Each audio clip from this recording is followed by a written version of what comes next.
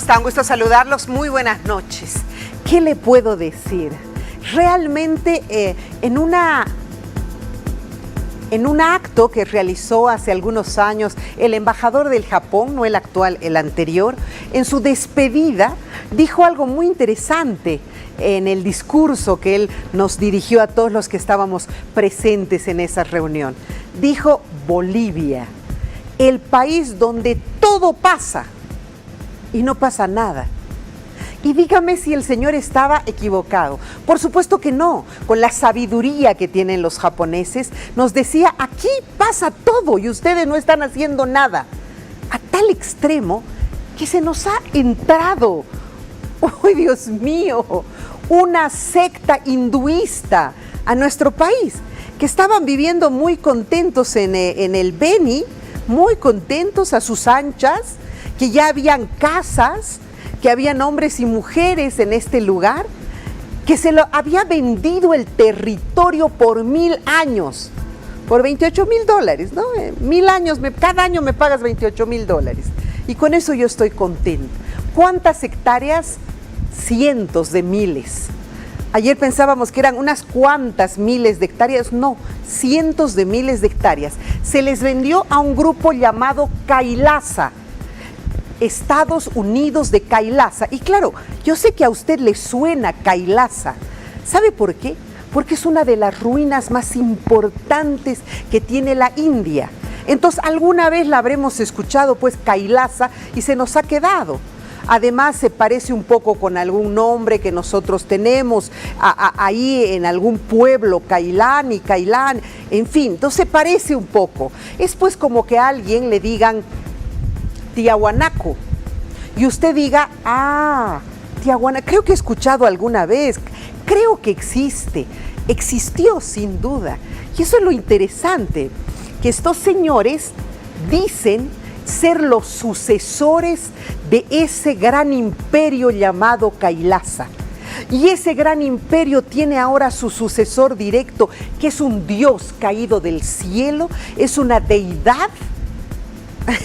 Es como si un grupo, chicos, júntense entre todos y digan: somos los directos representantes de Tiahuanaco. Venimos de un pueblo milenario y yo soy el sucesor. Encuentren a alguien que se haga pasar por el sucesor directo y ahí ustedes son tiahuanacotas. ¿Por qué no? No es cierto, ya no tienen territorio, no. Esto está tirado de los pelos. Estoy aterrada porque, cuidado, así se empieza.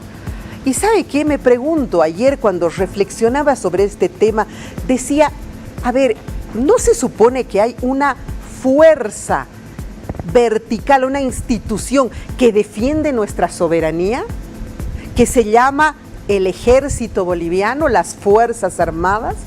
¿No se supone que tenemos un ministerio que se llama Ministerio de Defensa? ¿De defensa de qué será? ¿Del consumidor? No, es de defensa. Nos tendrían que estar defendiendo contra situaciones externas. ¿Quién se hizo cargo? El ministro de Gobierno. Porque claro, ese joven resuelve todo, ¿no? Hasta lo que no se puede resolver, él está metido y lo resuelve. ¿Dónde están los grupos religiosos? Por Dios, sabemos perfectamente que esta gente, quienes hemos transitado por temas espirituales, sabemos que esta gente trabaja con deidades, con entidades, con todo tipo de quién sabe qué demonios, que no en vano a su líder lo han expulsado de la India. Bueno, lo están buscando y él se ha escapado porque tenía preso a un grupo de niños para que estén siendo trabajados dentro de esto que son grupos de fanáticos, sin lugar a dudas. De fanáticos porque existe mucha gente con un vacío emocional, espiritual, que claro, aparece un Osho y le mueve la vida.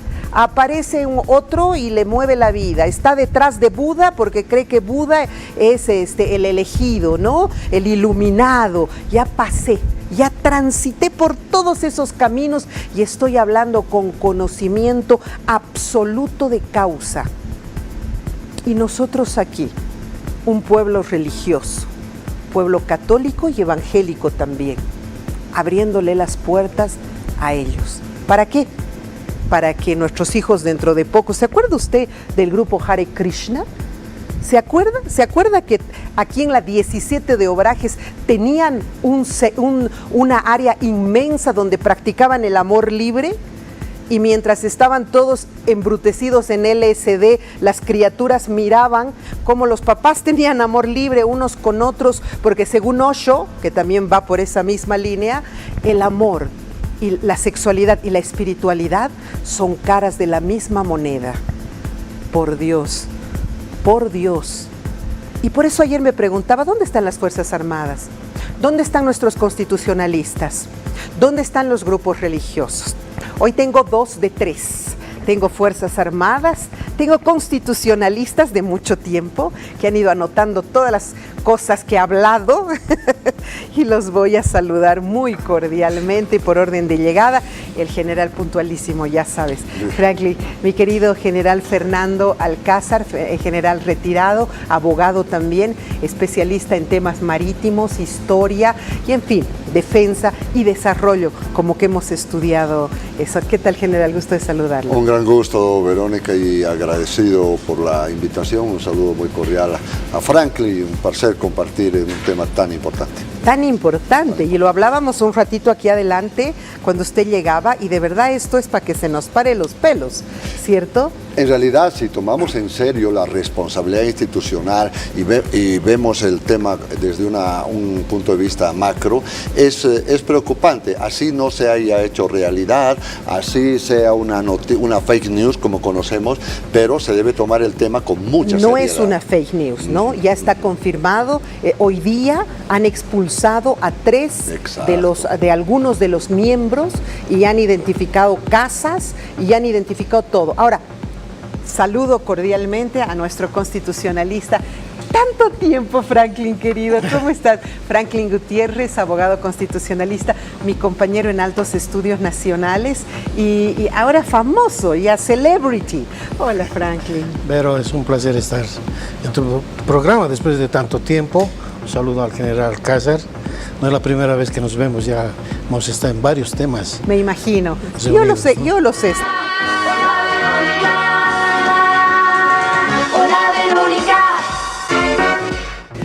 Los dejé con la intriga y ahora sí, Franklin.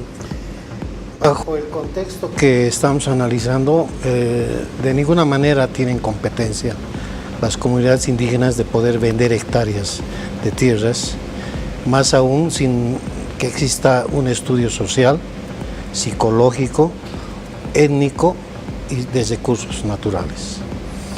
Estamos viendo de que existe una gran desconexión entre el nivel central y las comunidades indígenas. ¿Por qué aparece este problema? Porque no hay pues un control de parte del gobierno y no hay un control social a las comunidades indígenas. Si tú revisas la Constitución y la cosmovisión ya andina o de los países, de los grupos amazónicos, y las costumbres de estos grupos no encajan, pues. No, en absoluto. En absoluto. Entonces, las transacciones que se han podido dar son transacciones inconstitucionales. Venden tierra, subtierra, ¿no? Subsuelo. Claro. Venden espacio aéreo, porque no eso dice, ¿no? En el documento, espacio aéreo. Sí. Venden absolutamente todo. ¿Puede hacer eso? No, no, para nada. Yo creo que son documentos de adhesión hechos por ellos. No se puede hablar de documentos sinalagmáticos, sino son de adhesión. Ellos lo hacen, como lo han hecho en otros países, y las comunidades indígenas por el dinero acceden. Pero, ¿qué valor puede tener ese tipo de documentos que no va con la Constitución? Automáticamente son nulos. Ahora, que quieran ejecutar esos documentos, ¿cómo los ejecutarían? ¿Bajo qué tribunal, bajo qué autoridad competente podrían ellos hacer validar la eficacia contractual de ese documento? No hay, pues, no existe. Es decir, lo que han vivido es una fantasía que no ha tenido alcances jurídicos para nada. Y todo acto que quisiéramos nosotros analizar, ver venta de tierras y de hectáreas con desconexión del nivel central y con competencias exclusivas que dice la Constitución que le da al nivel central, competencias exclusivas, pues esos contratos son nulos. No puede darse y no se va a dar nunca. Eso es desde el punto de vista legal, ¿no es cierto? Constitucional. Constitucional, Así es. perfecto. Me preguntaba yo, cuando reflexionaba sobre todo esto, ¿dónde está nuestro ejército? Nuestro ejército es el número uno, el llamado, nuestras Fuerzas Armadas, las llamadas a poder proteger la soberanía de nuestro país. Y esto sin duda alguna atenta completamente contra nuestra soberanía, ¿sí? Claro, debemos partir de la responsabilidad legal constitucional de las Fuerzas Armadas. La Constitución es muy clara, artículos 350, 262, 63, 64, que de una u otra manera marcan el entorno de la realidad de estas regiones. Y ahí tiene que hacer presencia estatal, ¿no?, las instituciones competentes. Indudablemente a la cabeza de las Fuerzas Armadas por su presencia territorial integral y naturalmente el primer paso que ellos debían dar es desplazar sus servicios de inteligencia, para verificar cuál es el entorno de esa noticia.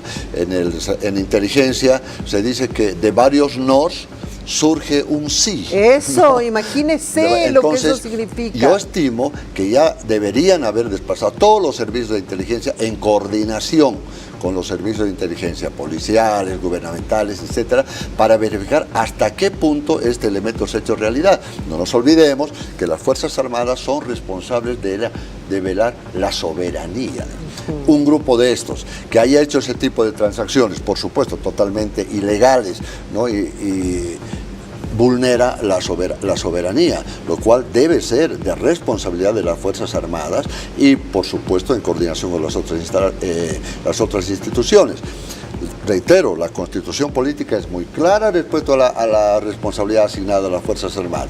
La Ley Orgánica de las Fuerzas Armadas, artículos 3, 9, 13, 52, también enmarcan y respaldan la participación que ya deberían haber tenido los miembros de las Fuerzas Armadas. Esa región involucrada en el tema está bajo responsabilidad del Regimiento Independencia, ¿no?, del Ejército y del Distrito Naval 3.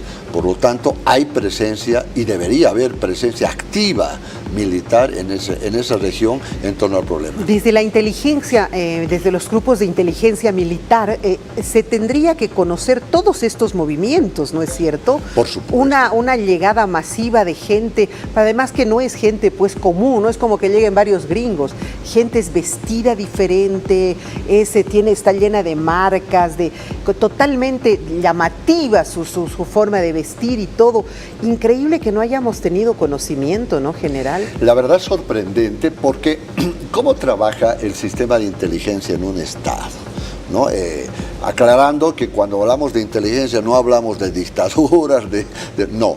Cuando hablamos de inteligencia estamos hablando de una actividad relacionada estrictamente con la seguridad y defensa. Y la protección del Estado. Claro, que no es lo mismo la seguridad y defensa. Entonces, la comunidad de inteligencia trabaja permanentemente las 24 horas del día, ¿no?, en coordinación. En esa comunidad de inteligencia ya actúa la policía, migración, Fuerzas Armadas, todas aquellas estructuras legalmente establecidas, ¿no?, particularmente estatales y gubernamentales, para que compartan la información que va a ser procesada. Cuando hablamos de información procesada, estamos hablando de ese proceso de transformación de una información común y corriente, como la que salió, ¿no?, se la procesa y si se verifica se convierte en inteligencia, o sea, una información se convierte en inteligencia. Entonces, a partir de la actividad de esa comunidad de inteligencia, deberían generar ya la información oficial sobre el elemento de la verificación. ¿Por qué? Bien tú decías,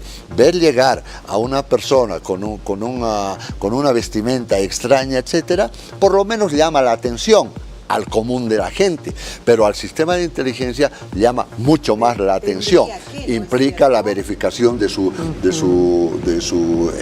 presencia legal, cómo ha ingresado al país, qué es lo que va a hacer, qué está haciendo, dónde está alojado, todo eso. Toda esa actividad es responsabilidad de la comunidad de inteligencia que debería manejarla el Consejo Supremo de Defensa del Estado, el COSDEP. No nos olvidemos que el COSDEP es un elemento que depende directamente del presidente, es un consejo del presidente. Y el COSDEP, ¿no? Esta instalación ubicada en la 6 de agosto, es responsable del sistema de inteligencia nacional. Y en ese sistema, y en el marco de las actividades de ese sistema nacional, por supuesto que está la verificación de este tipo de circunstancias.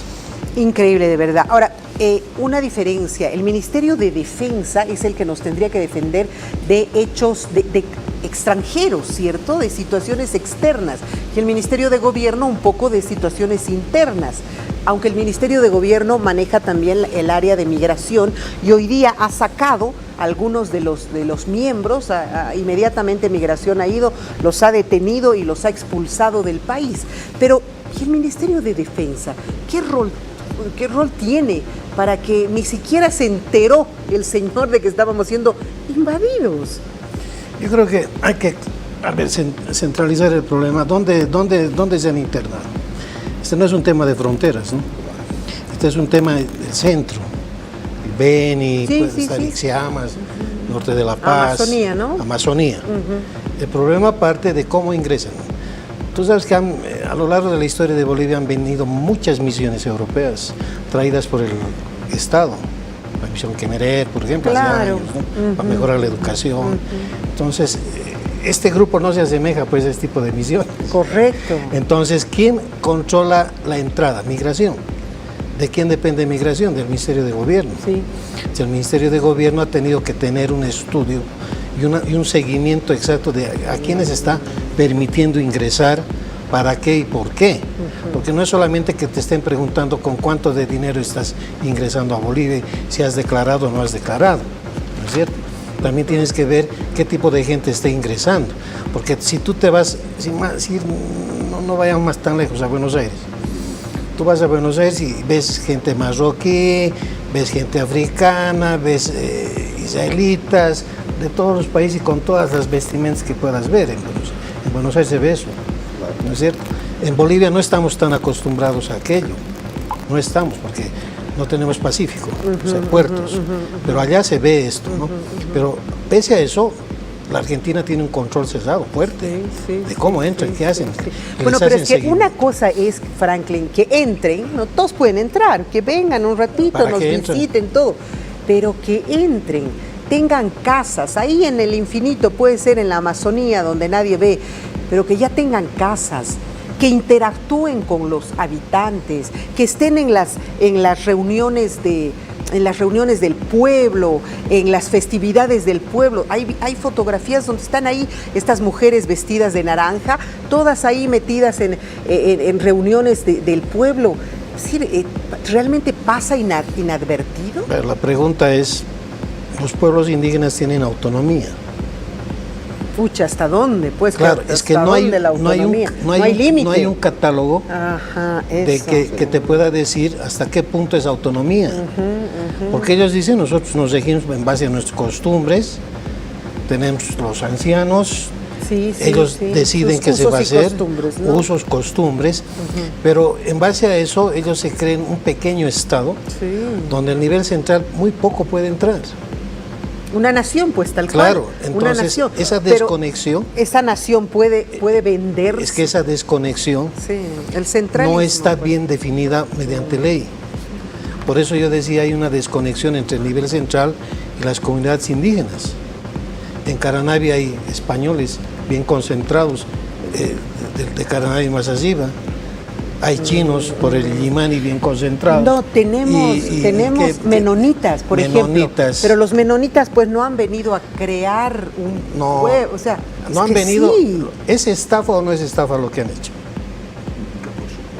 Pero ¿y los menonitas? No es otra cosa. Yo pero es que, a ver, pero no un ratito, los menonitas han llegado, han comprado unas tierras, han creado un microestado, ahí dentro de su tierra, ellos tienen su religión, tienen sus costumbres, tienen sus prácticas, tienen todo. ¿Cuál es la diferencia? Que esas son migraciones controladas y legalmente ejecutadas. Ajá. Por lo tanto, tienen la protección de toda la estructura legal. Lo que ocurre con esto... se subalternizan a nuestras normas macro. ¿no? Exacto. Ellos saben no son una nación dentro de nuestra nación. Claro, ¿no? Ellos saben que encima hay un Estado que tiene un cuerpo de leyes y ellos adecúan toda su estructura conceptual axiológica, sus valores, religión, etcétera, al Estado. Sí. El Estado lo respeta y ellos respetan al Estado, pero normalmente en este tipo de grupos religiosos fanáticos llegan con una imagen de fachada. Las buenas gentes, queremos dar desarrollo, etcétera, etcétera, pero hay un trasfondo que ellos no lo muestran. Y probablemente eso haya ocurrido con esta secta, que han llegado con una intención, se han mostrado muy benevolentes y naturalmente la inversión, porque eso es lo que hacen, era altamente llamativa al marco de la autonomía de los pueblos indígenas.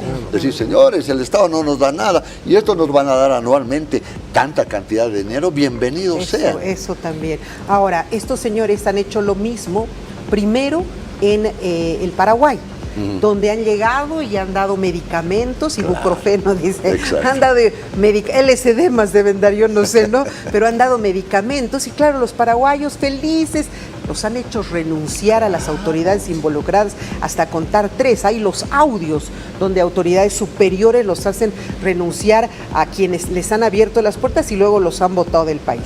Luego han comprado una isla de las islas ecuatorianas, una de las Galápagos. Imagínate. Lenín Moreno. Y el caballero, el sumo pontífice, ¿no?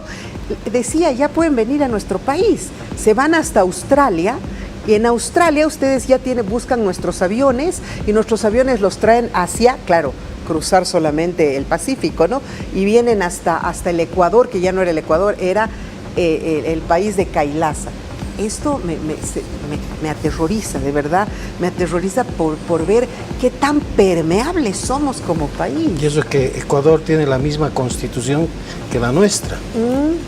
O sea, imagínate, ahí también hay una desconexión. Es decir, que pisotean la constitución. Lo mismo. Ellos vienen, no hay control, se aprovechan de que no hay control sobre las comunidades indígenas. Es lo mismo que la justicia comunitaria, ¿no? No hay catálogos. Claro. Se hacen lo que les da la gana. Pero no hay límites. Entonces acá también no hay catálogos de control, hacen lo que quieran por necesidad. Entonces después de ofrecer millones y ellos te venden tierras, te venden el espacio, te venden todo. Claro, y ellos entran, nos dicen nada y ya forman su Estado. Imagínate que venga una fuerte migración de la India, basta que vengan 1000, se asienten ahí, los quieras liquidar, ¿qué puede ocasionar aquello? Y no, pues y además hoy en la India, como siguen en la rueda del samsara, me entenderá quien ha estudiado eso, se siguen pues multiplicando por millones. ¿Qué puesto ocupa entre los países poderosos la India? Imagínate que se venga 20 millones, ubica el doble de lo que nosotros somos. Que para la India no es nada, es como que mandemos 200 de aquí, ¿no es cierto? Claro, lo que ocurre es que ellos no son tontos, son conscientes de su poder y potencial económico. Entonces hacen con seguridad estudios previos de los países bananeros a los cuales pueden ir. Exacto. Yo le decía y un antes, país con una debilidad bananeros estructural en términos de administración del Estado como el nuestro es un escenario irreal para la ejecución de sus planes. Están en Ecuador, están en el Paraguay, ¿no? y naturalmente Bolivia. Yo creo que esta debe ser una seria llamada de atención para el sistema de administración del Estado y de la presencia del Estado en las regiones fronterizas, porque ellos tienden a buscar lugares bastante alejados y comienzan a crecer. Eso es tremendamente peligroso. Y yo una llamada de atención a nuestras Fuerzas Armadas. Ellos deberían haberlo sabido antes. Saben todo, ellos saben todo. Yo hemos pasado clases con los militares y ellos saben todo antes que nadie. Que no hayan sabido. Es que las Fuerzas Armadas no van a actuar de oficio. El problema es que acá hay un nivel central, un poder político que tiene que tomar la dirección. Las Fuerzas Armadas de oficio no pueden entrar. No puede decir vamos a ingresar. No, está en el marco de su responsabilidad actuar en todo su territorio. La soberanía. Claro, ¿cómo pero se materializa eso? ¿Cómo? ¿A través del ministro de Defensa? No, todo sí. Ellos pues se supone que las Fuerzas Armadas tienen presencia en todo el territorio nacional y su actividad de búsqueda y logro de información es absolutamente permanente. Deben estar, ¿por qué? Porque tienen que realizar patrullajes y eso es lo que realizan en las fronteras. Y en las fiestas y de estos lugares. Si realmente realmente tendremos que hacer un mea culpa, si ellos realmente no han detectado esa presencia extraña en sus jurisdicciones, ha sido un gravísimo error institucional, terrible, ¿no?, que habrá que establecer responsabilidades y el por qué. Hay dos formas de procesar esos problemas de inteligencia. La primera, actuar de mutuo propio, ¿no?, y la segunda, por instrucciones de la superioridad. Llega un momento en que ambas se compatibilizan, pero debemos reconocerlo, nobleza obliga a aquello. Si, reitero, si las Fuerzas Armadas no han detectado en su momento ya esta presencia tan extraña, no han cumplido su misión específica constitucional y la misión que tienen en la Ley Orgánica de las Fuerzas Armadas. Detectaron una vez, el año 67, que se habían entrado grupos de izquierda, pues precisamente, claro, con el Che Guevara, claro, y todos eso. ¿Quiénes claro lo detectaron? ¿Detectaron las Fuerzas Armadas? Hay varios ejemplos de aquello. Por ejemplo, en una oportunidad, recuerdo bien, detectaron a ciertos actores de esquinas, ¿no?, que hacían malabarismo, que en realidad eran espías de un Estado.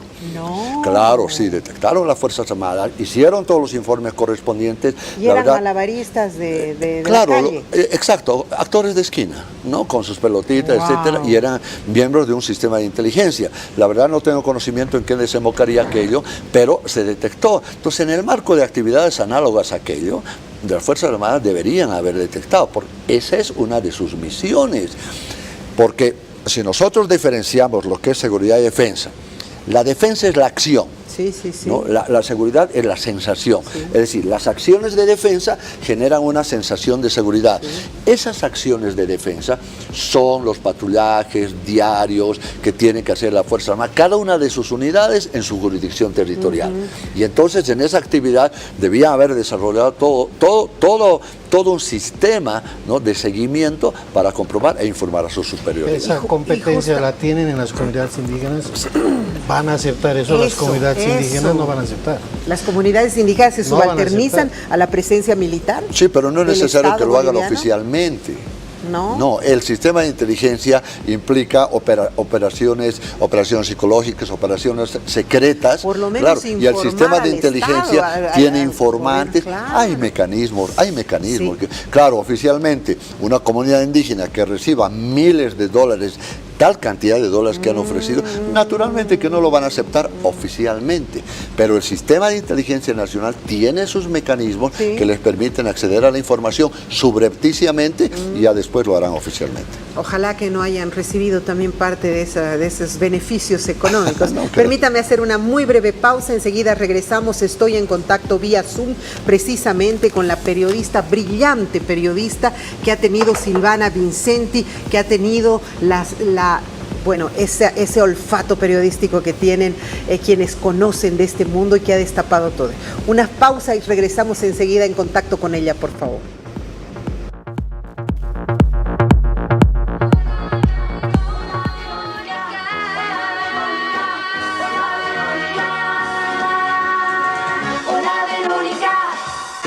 Gigante la imagen de Gracias Silvana Vincenti, periodista del Deber. Gracias, hágame la toma por favor conjunta. Gracias, ¿cómo estás? Buenas noches, qué gusto conocerte, que de verdad mi absoluto respeto como periodista, qué brillante trabajo el tuyo. ¿Cómo estás? Buenas noches, muchísimas gracias por la cobertura y por los halagos. Coméntanos por favor un poquito, ¿cuánto tiempo te llevó esta investigación? ¿Cómo llegas al tema? La verdad es que nosotros vamos trabajando, al ser un medio masivo, ¿no? Vamos trabajando paralelamente los temas, ¿no? Y lo que yo hago es ir viendo temas, tengo a veces los pedazos de esos temas y me faltan algunas cosas y una vez consigo todo, se lanza. Y también se ve un poco el momento, ¿no? Porque quizás hay temas que son muy duros, pero la coyuntura política absorbe mucho a la prensa también, ¿no? A las autoridades y la atención de la población y a veces no es que nosotros hagamos un cálculo como hacen los políticos. Nosotros lo que vemos es que tampoco se diluyan temas que son de fondo, que son estructurales por culpa de los problemas coyunturales. Y este tema lo tenía, creo que hace ya pasó una semana más de un mes. más de un mes, ¿no? Se me pasaron algunos datos y entiendo que estos datos también los tenían varios legisladores. El problema es que con tanto volumen de información a veces se pierden las cosas. Me fui dando el tiempo para revisar la documentación y evidentemente era grave, ¿no? Pero no sabía si era fruto de la inteligencia artificial o de cualquier otra situación rara, pero lo fui confirmando al hablar con la gente en los territorios, ¿no? Evidentemente algo estaba pasando en esos lugares. Silvana, ¿imaginabas que iba a generar tremendas repercusiones? ¿Estás satisfecha con cómo? Porque yo creo que un periodista siempre tiene como objetivo resolver el tema, alertar, pero para que tenga una conclusión positiva. Hoy se han expulsado a 20 personas. ¿Cómo te sientes? ¿Esto es lo que esperabas? En realidad yo nunca pensé que se haga tan grande esto, ¿no? Ya lo he visto que está también en medios internacionales. No es que uno como periodista quiera que se haga viral el tema, no, sino que se genere un cambio. Y por lo menos yo, ¿no? Yo siempre digo que yo hago un trabajo con propósito. Si soy honesta, me pone contenta que se le hubiera prestado atención a esto, pero esto, siempre estoy diciendo últimamente que esto es el cherry sobre la torta. El tema de la tierra no viene solamente con Kailasa. Kailasa coronó una serie de irregularidades que ya se vienen dando en todos los territorios, y no solamente con asiáticos, ¿no? O bueno, gente de todas las nacionalidades, porque Kailasa tiene gente de todo el mundo, sino también con Menona, con argentinos, con brasileños. Y no estoy hablando de xenofobia, por si acaso, ni de problemas con temas religiosos. Estoy hablando de tráfico de tierra, ¿no? Yo vengo haciendo este tema hace rato, también tráfico de tierra urbana, no solamente rural. Y sentía como que siento que ni la gente ni mis colegas, y tengo que decirlo, están dándose cuenta de, o quizás prestando atención al problema estructural de muchas de las cosas que vemos. Incluso la pelea política tiene a la tierra de por medio, los incendios tienen el manejo de la tierra, el tráfico de por medio. Así que esto de alguna forma es como que permite que se visibilice mi trabajo, pero me gustaría que la gente vea no solo Kailasa, sino la problemática de la tierra. Bueno, pero en todo caso este es el primer hilo de este ovillo que podemos ir desatando, porque así como se está resolviendo el tema de alguna manera, ojalá podamos ver otras. Acá estoy con un general del Ejército y con un abogado constitucionalista que queremos formularte precisamente algunas preguntas, y una de ellas es estos documentos, estos contratos, preguntabas, Franklin, ¿estaban notariados, Silvana? Sí. Inicialmente accedimos a los contratos no notariados, ¿no? Pero sí tenían las firmas y tenían adjuntas las actas de consentimiento de las poblaciones indígenas. Cuando ya se los llamó, se hizo como una siguiente corroboración. Y ya después, en medio de todo este problema, salieron documentos notariados, ¿no?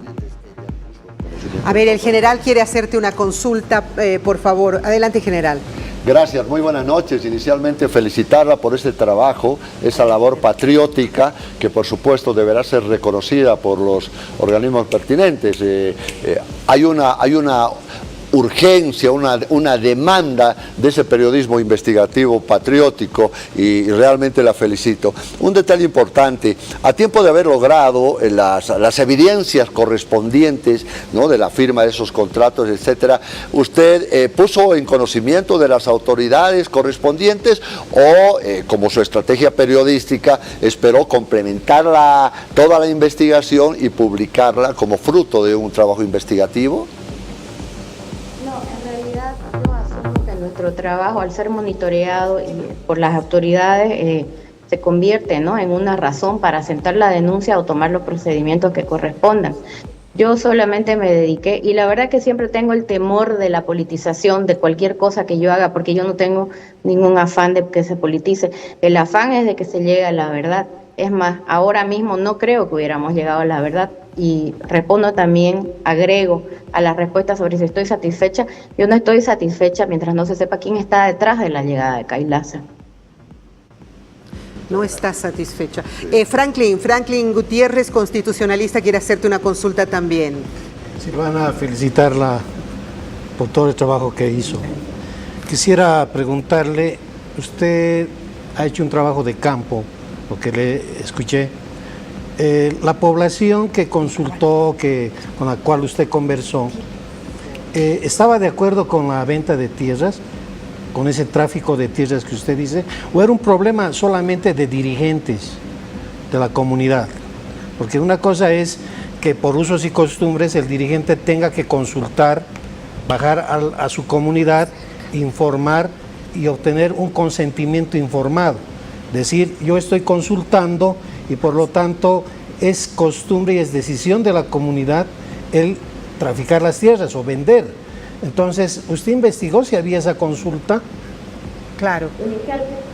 Sí, inicialmente yo se los pregunté a los mismos miembros de Kailasa, ellos me buscaron para la entrevista y ellos dijeron que sí se había hecho la consulta previa. Es más, como hablábamos con traductor, les aclaré que la consulta previa no es una pregunta, es un procedimiento legal y no es solamente a las bases, a los dirigentes, sino de los dirigentes a las bases. Y ellos dijeron que sí, que sabían y que lo habían hecho. Al comienzo los dirigentes estaban como que muy incómodos, atemorizados y precisamente por eso surgió entre medio una amenaza.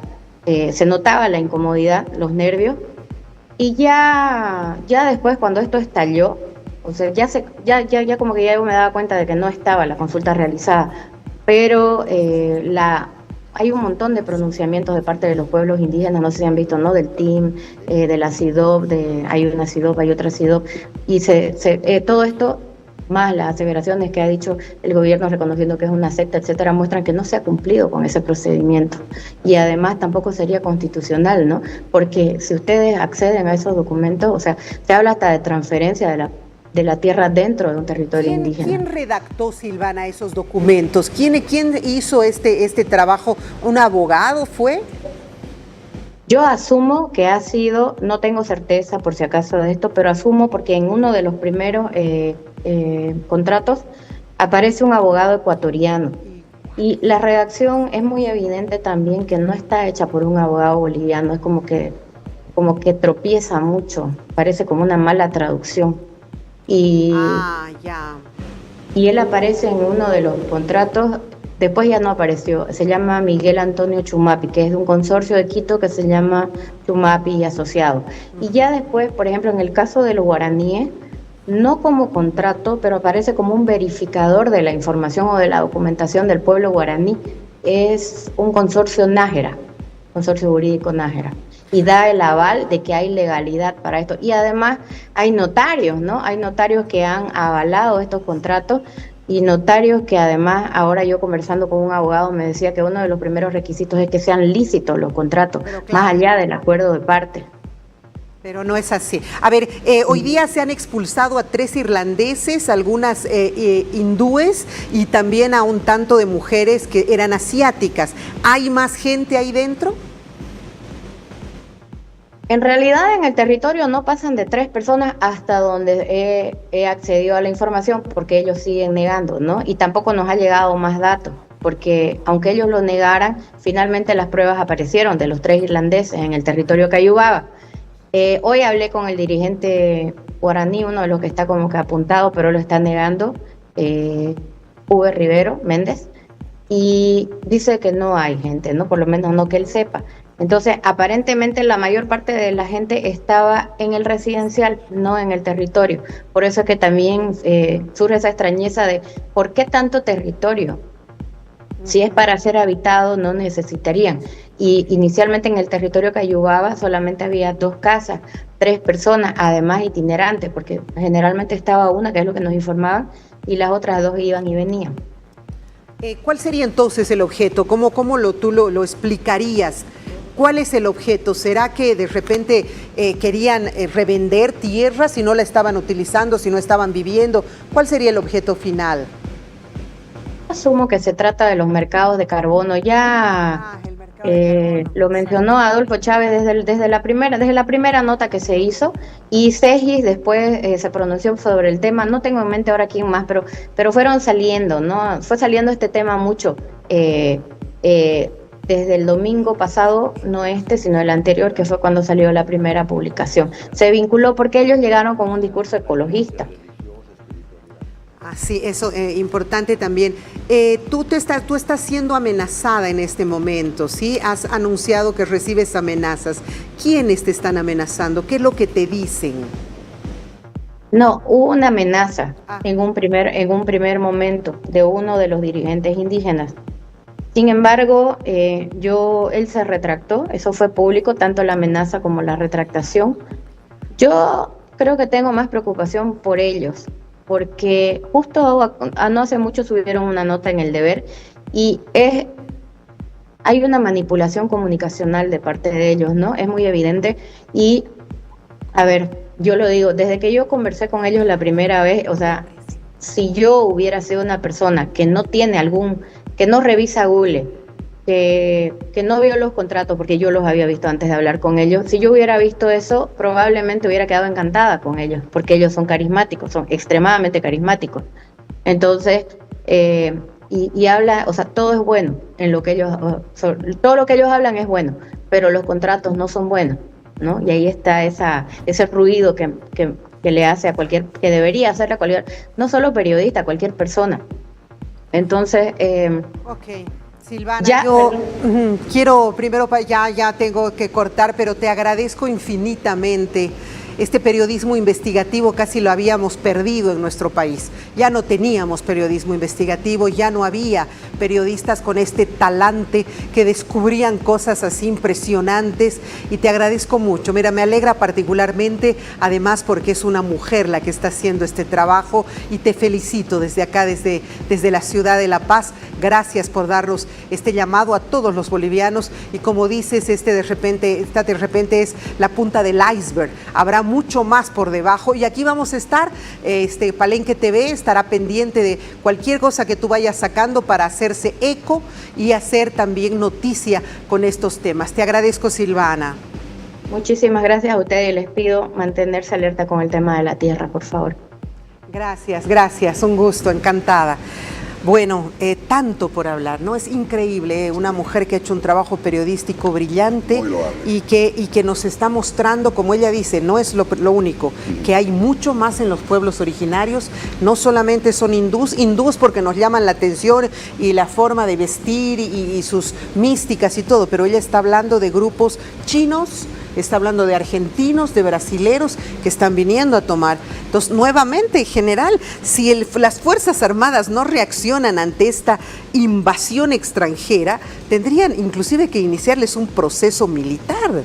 Por supuesto, ofreciéndoles el beneficio de la duda, yo creo que ya tienen desplegado todo su sistema, porque el hecho de no haber detectado en su momento, el hecho de no haber informado al sistema de inteligencia esa realidad, se traduce y se subsume esa conducta a un incumplimiento de deberes. Sí. Un incumplimiento de deberes es motivo de un proceso y la sanción correspondiente, si vamos a la legalidad. O sea, el tema no atraviesa por una apreciación superficial, no, es un tema de fondo, máxime si tenemos la información de que no solamente es este grupo de hindúes, sino hay de otras nacionalidades, argentinos y brasileños. Entonces habrá que desarrollar como sistema de inteligencia estatal y como Estado, ¿no? un proceso investigativo muy profundo, por supuesto, para establecer las responsabilidades y hablar de cara al país con la verdad adelante.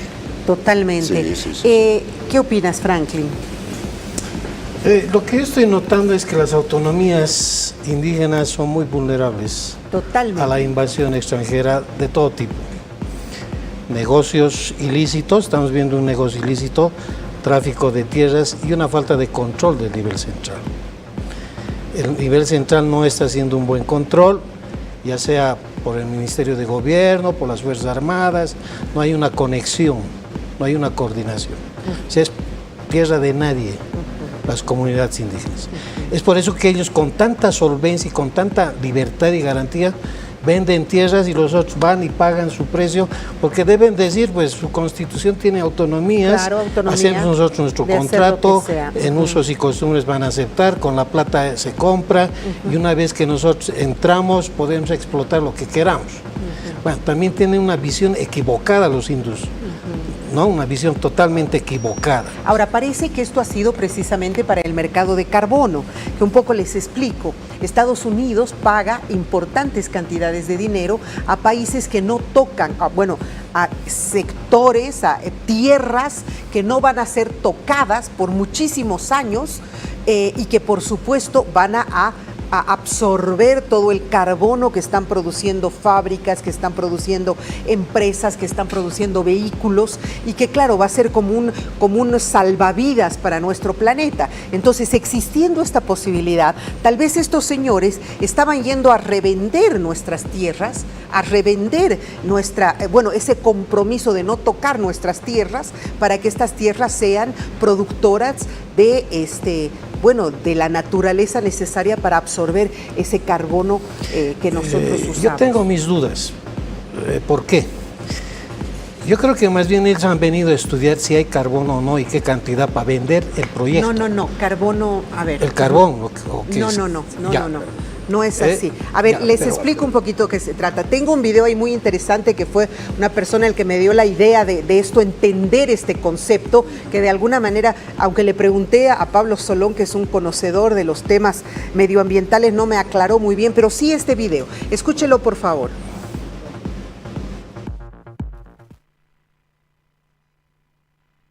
Kailasa. Aparte de que es sumamente triste, yo he sentido un profundo dolor como boliviano cuando me he enterado de que haya sucedido esto. Pero creo que ya entiendo cuál es el trasfondo.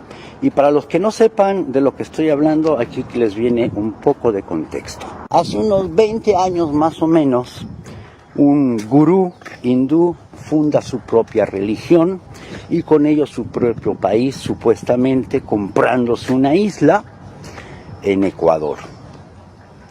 De hecho, tienen esta isla en Ecuador y es una propiedad privada. Ok. Dicen tener 2.000 millones de habitantes, que es una forma de decir hay 2.000 millones de personas que practican nuestra religión. ¿A qué se refieren? Se refieren a que, como es una rama del hinduismo, puedes asumir que el hinduismo, que tiene 2.000 millones de almas, pues viene a ser su población. En realidad son una especie de ONG y ahora les voy a explicar. Hace muchos años, 12 o 15 años atrás, empezaron a llegar no solamente al continente norteamericano, sino también a otros lugares donde hay poblaciones indígenas y sobre todo donde hay bosques. Entonces, una vez constituida su república o sus Estados Unidos de Kailasa, lo que hacen es colarse para tener fotos o para participar de cosas secundarias en las Naciones Unidas, por ejemplo, y un día presentarse ahí porque convencieron a alguien que estaban haciendo algo y fueron a dar un discurso, pero eso les valió para tomarse fotos. Lo mismo que cuando se suben, por ejemplo, a una tarima donde está el Luis Arce y le hacen un regalo, otra foto para justificar. Pero alguien tiene que haberlos traído y alguien tiene que haber enganchado con todas estas comunidades por acá. Y aquí es donde viene este asambleísta veniano que lo llevan a algún lugar de la India, le hacen creer que es Kailasa y le toman un montón de fotos y qué sé yo. Estas personas han intentado esto no solamente con pueblos de Bolivia, sino lo vienen haciendo muchos años con muchos pueblos y puede ser que en algunos les haya resultado y es por eso que tienen, por ejemplo, financiamiento para arriesgarse y venir a nuestro país y financiar no solamente la incursión y el lobby, sino también estos pagos, que parece que son pagos que se los quedan directamente los dirigentes que corrompen y convencen, porque en el 2025 nuestras comunidades indígenas, yo estoy seguro que todos, sobre todo las nuevas generaciones, entienden perfectamente qué es un territorio y que es un territorio indígena, que es indivisible, inalienable, inembargable, etcétera, etcétera. ¿Dónde está la mamada? ¿Ellos quieren venir a expandir su religión? No. Ellos quieren apropiarse, así como para hacer sus casas, digamos, y poner su propio estado en las naciones indígenas. No. Ellos lo que quieren es negociar lo que se conoce como bonos de carbón. Y aquí les voy a explicar algo, presten atención. Si tú eres dueño de una parcela de bosque, puedes hacer un documento demostrando que tú eres propietario y que por un periodo de tiempo no lo vas a tocar. Al no tocar eso, va a absorber carbono y va a expulsar oxígeno haciéndole bien a la tierra. Entonces, esto tiene un valor comercial que se cotiza en la Bolsa de Valores de Estados Unidos. Son los bonos de carbón. ¿Qué hacen estos cuates de Kailasa? Se vienen a los países, convencen a las comunidades indígenas que les firmen documentos, aunque no tengan un valor real en el país donde los han firmado. Basta con que tengan estos documentos y probablemente una transferencia de tierra, que eso no se puede hacer con territorios indígenas, pero con estos papeles ellos pueden ir a negociar, a vender bonos de carbón. Así es como se explica que hagan contratos por 1000 años, porque mientras más años tú le cierras la posibilidad de la explotación de una hectárea de bosque, esa hectárea de bosque tiene un mayor valor en los mercados de carbón. Ahora también tienen más valor las hectáreas, digamos, del bosque amazónico que del bosque seco chico. Bonos de carbono vendidos en la Bolsa de Valores norteamericanas, diciendo yo tengo unas no sé cuántas mil hectáreas, no las voy a tocar, por tanto me tienen que pagar y los voy vendiendo. Franklin, escéptico absolutamente. ¿Qué dices, Franklin? Yo he diseñado un mapa mental. ¿Ya? Hay una ONG, Ajá. En Bolivia es fácil tener una ONG y lograr su personería. Captan el poder político a través de un diputado, un senador, se sacan fotos, como dice. Bueno, hay asentamiento, hasta ahí han llegado, al asentamiento. ¿Cuál es el fin? Bono de carbón. ¿Pero quién les va a comprar pues, en la bolsa de valores bonos de carbón? De la Amazonía, Franklin. No hay tal. Esto es una estafa múltiple. Donde están involucrados la ONG. Claro, la ONG, comunarios, dirigentes, comunarios. un parlamentario, y como él dice, no, algún político los ha garantizado para que estén aquí. Ahora, Esto es corrupción. Hay otro elemento importante a tomar en cuenta para el análisis. Qué raro, es extraña esa transición de la filosofía que manejan ellos como hindúes, porque al calificarse como hindúes no son indios. No son del hinduismo. Claro, son ellos del hinduismo, de la pertenecen religión. a la religión hinduista. Entonces, lo que ellos proponen es igualdad de género, alimentación gratis, atención gratis, educación, es decir, la panacea, ¿no?, de la administración de un grupo social. ¿Por qué no lo hacen en la India? ¿No ves? Y claro, y qué raro, reitero, qué extraña esa transición de esa filosofía religiosa a una comercialización de bonos de carbono. Entonces, han priorizado ellos la parte económica y naturalmente, comparto mucho el criterio de Franklin, hay un trasfondo ilegal muy rayado en la estafa, y naturalmente, ¿será que pueden hacer eso en otros países? Ajá, ¿No? En los que tienen una estructura sólida de control. No, ellos han analizado lo que decía hace un momento. A los países banal. General, mil gracias por haber estado con nosotros. Tengo que irme, el noticiero me están mirando ya ahí. Gracias, ha sido un gusto tenerlo como siempre. Muchas gracias, el agradecido soy yo y un placer compartir con Franklin. Franklin, querido, qué gusto verte nuevamente. Bueno, a ti las gracias y al general. Ha sido interesante, sin embargo, todo este análisis que hemos hecho multidisciplinario, y eso es lo que buscamos. Valoro mucho el trabajo de la periodista, de verdad lo aplaudo, qué lindo, así tenemos que seguir haciendo trabajo, y nosotros iremos haciendo portavoces de esas investigaciones y haciendo lo necesario para que se acabe de una vez con todos estos hechos ocultos dentro de nuestro pueblo, de nuestro país, que a la larga nos van a afectar a todos. Un abrazo, hasta mañana.